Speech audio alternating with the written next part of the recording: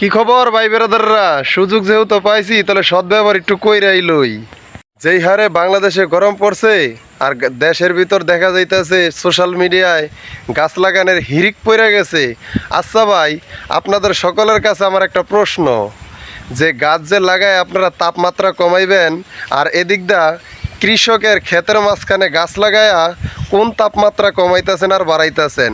যদি মাথার উপরে তাপমাত্রা থাকে আর পেটে যদি খাওয়ান না থাকে, তাহলে তাপমাত্রাটা আপনি করবেন কি? বাকিটা একটু দেখেন, দেখাইতাছি। এখন আপনারা যেটা দেখতেছেন, আতের ডান পাশে এইটাও কৃষি জমিন, আতের বাম পাশে এইটাও কৃষি জমিন, কিন্তু এই বিলের মাঝখানে এই যে কাঠ গাছ লাগায় রাখছে, এইটা দিয়া ভাই কোন তাপমাত্রা কমাইবেন? পেটের তাপমাত্রা নাকি আল্লাহর দানিও যেই তাপমাত্রা ওইটা কমাইবেন? আমার মাথায় ঢোকে না। এই হইল আমগো দেশের অবস্থা। আপনার লগে আমার একটু হিংসামি আছে, তাই দিমু আপনারা